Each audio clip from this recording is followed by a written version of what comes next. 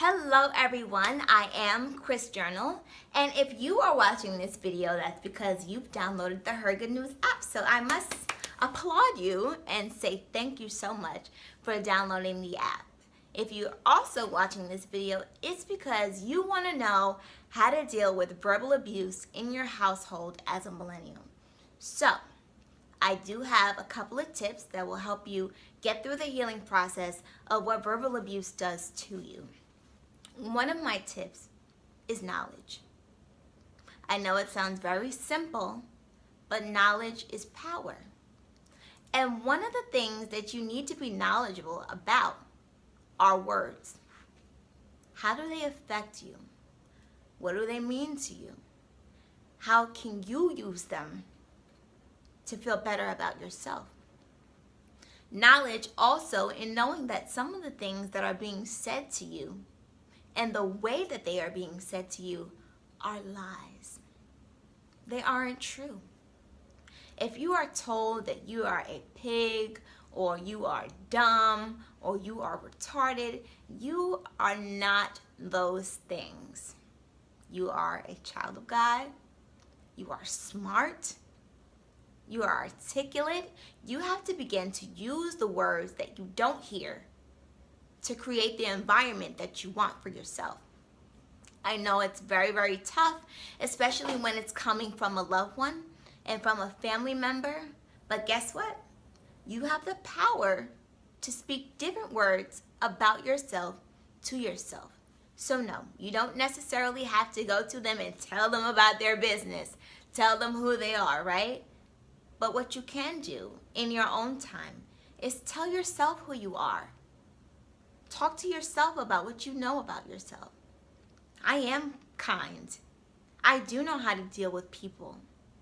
I can speak to people without using a negative tone or being condescending. Also, my next tip is to really work on the art of forgiveness. That's another challenging thing to deal with sometimes, because sometimes we like to forgive, but we don't necessarily want to forget. And so when those things happen again, we remember.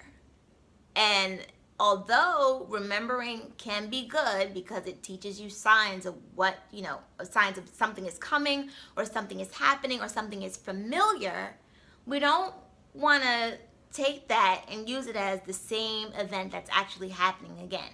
What do I mean by that? So if something has happened to you and something reminds you of what happened to you, realize that yes, that is a reminder. I have dealt with this before, so now I know how to go forth accordingly, is a mindset that you can have. Or you can choose to have a negative mindset and say, this is something that I've dealt with in my past, and keep reliving it and reliving it and reliving it. And before you know it, you've done more damage to yourself. So, forgiveness is key. I know it's not easy, but it will help you in the long run. So those are my tips for the day. And let me know if it's helping you or healing you. If it's not, then go ahead and let me know that too. Be very, very honest with me. These are things that I'm telling you. If there's anything that I'm telling you, it's something that I've definitely done myself or had to do myself. So, number one, knowledge. Number two, knowing your words and the power of your words and how to use them positively. And three, the art of forgiveness. And trust me, you'll be well on your way to dealing with verbal abuse and getting the healing that you desire. Also, prayer. Prayer works and prayer changes things, but you have to do the work. So those 3 steps are really the work that's going to help you get to where you want to be. With love, Chris Journal. Thanks for watching.